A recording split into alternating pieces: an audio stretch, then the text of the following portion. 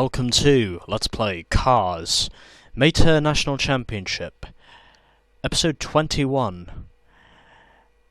And so, for this segment, it is now time for us to do our third, and subsequently, if I'm not mistaken, final road race event in Ornament Valley, which is apparently called Rustbucket Grand Prix.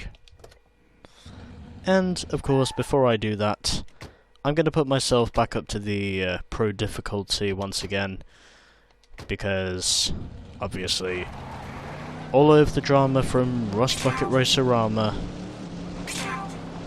is now said and done with. And I don't need to go any further than that. One more Ornament Valley race left to beat. Rustbucket Grand Prix.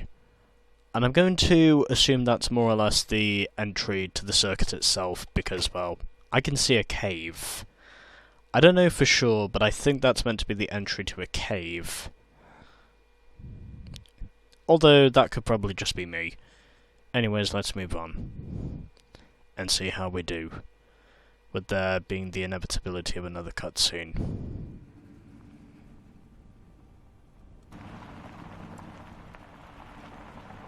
Can you see anything with your night vision goggles, Sarge? Whatever's out here, it's down there. Somehow I don't think it's really the ghost light. Incoming!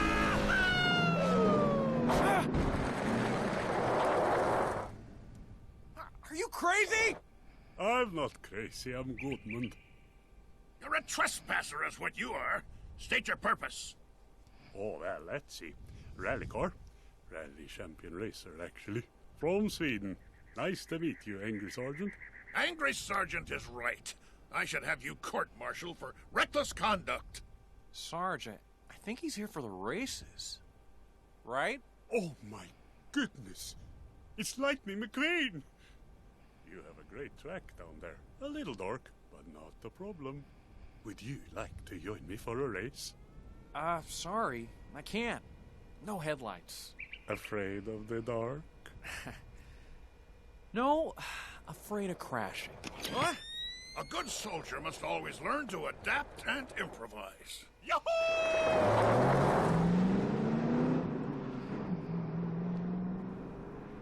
Oh, this is cool. Night racing at lightning speed. And apparently, Sarge has officially given us two things now in this game. First, he gave us his metal detector, you know, for Meta's monster truck components, and he's now given us the night vision goggles so we can actually see where the hell we're going. I think that's what the purpose of the night vision goggles is. Anyways, that was my third attempt of recording a cutscene, and I think the main reason why I wasn't getting any sound is simply because I wasn't over there by the race itself, and I did also collect a couple of bonus points in response, just so I could maybe see if it was possible for me to get the fucking sound generated. And it's basically another race that we have to win. 12 Bolt Banner points if we win this race. After you win this race, you'll be ready for the next stadium race. Well, there will be a couple more things I'll have to do first, but sure, whatever. I have also moved this back up to the Pro difficulty, so it can at least prove that I am challenging myself.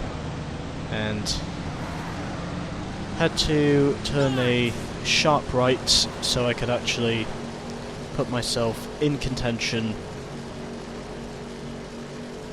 for potential victory. And already I am benefiting from this hugely. And apparently that might be the name of the rally car who we are up against is apparently called Goodmund. Oh, okay. Yep, that's a wall. Honestly, I'm pretty sure that if I was doing this on the champion difficulty, the main thing that would happen to me as well, I would be doing a lot of crashing. And oddly enough, as it stands at the moment, the wall has already caught me out. And that probably won't end up being the last time that I end up being caught out by the wall.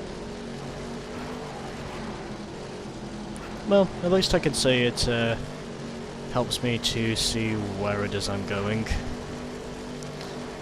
And obviously, Sarge, of course, is obviously giving me the improvisations towards the adaptable conditions.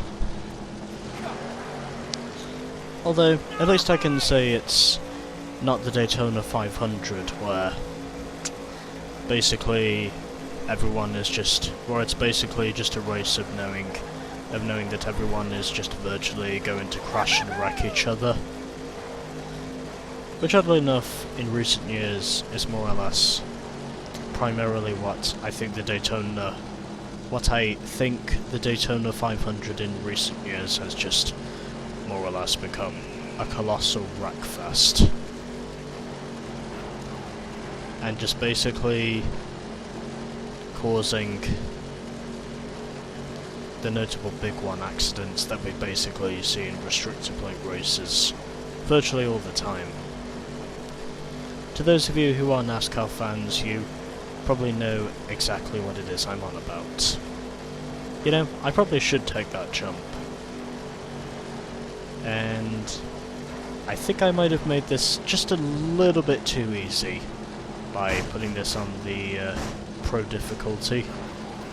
Because apparently there might be... I'm leading this thing by 8 seconds over Goodmund. And Doc is currently running in third.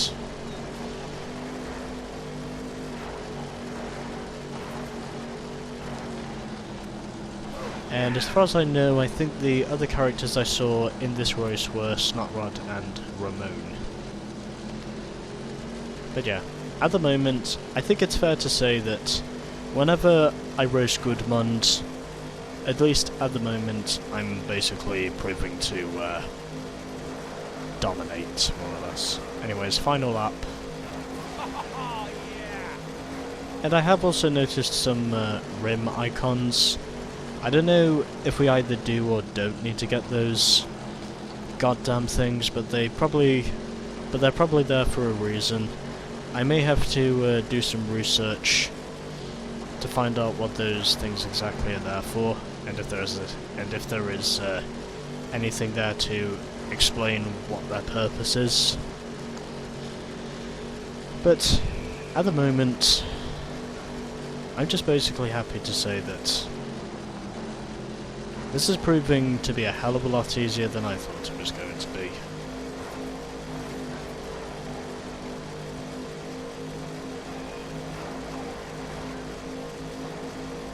But yeah, I think it's pretty much fair to say that I'm clearly dominating this race, and I might need to put it back up to the champion difficulty by the time I do the next one. Oh yeah, I'm just thrashing the opposition the way it stands at the moment.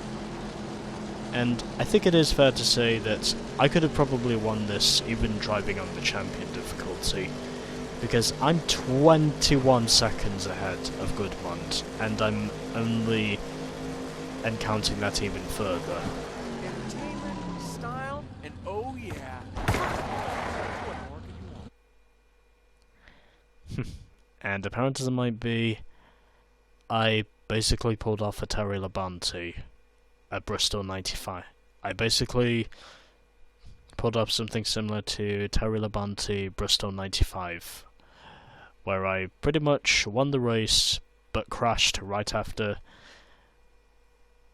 I crossed the stripe, or received the checkered flag. I was 23.5 seconds clear of Goodmund. Jesus Christ, that is annihilation. Doc finished in third, Ramon was fourth, and then at the back we had Snotrod. But yeah, I just thrashed the opposition in that race. And I think it's also fair to say that I probably would have won that race even on the champion difficulty, methinks. So anyways, we are now 65% complete with the game overall, and We still have over 200 bolt banners left to claim, but up to this point, we are doing good. Although, as you may know, we have a couple of other things we'll need to do. But yeah, overall, officially, I basically dominated that race.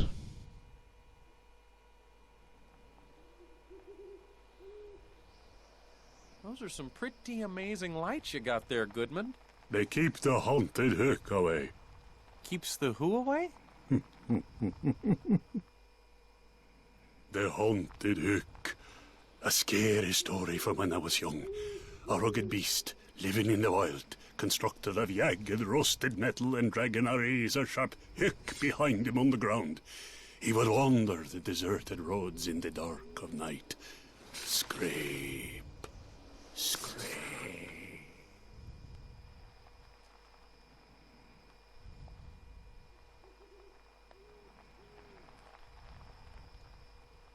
Hey, Mater, come here. I want you to meet someone. Ah! The ghost! Ah! The haunted hook!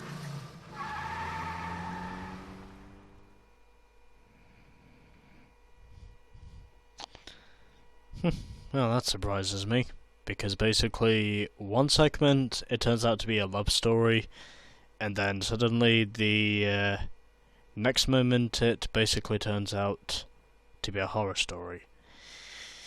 Not an American horror story, but definitely a horror story, more or less. Or basically a spooky story. Alright, anyways.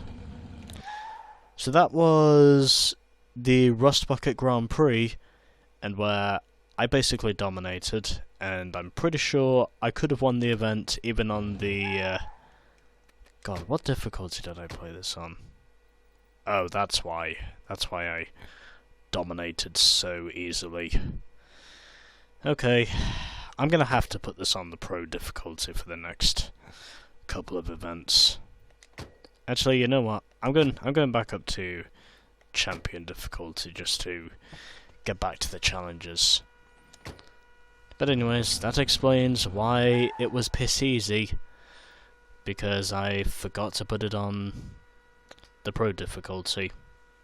Anyways, that was the Rustbucket Grand Prix, and missed all of the piss easiness. And next time we shall be doing the next section of Race and Chase. So until then, stay tuned for more of the Meta National Championship.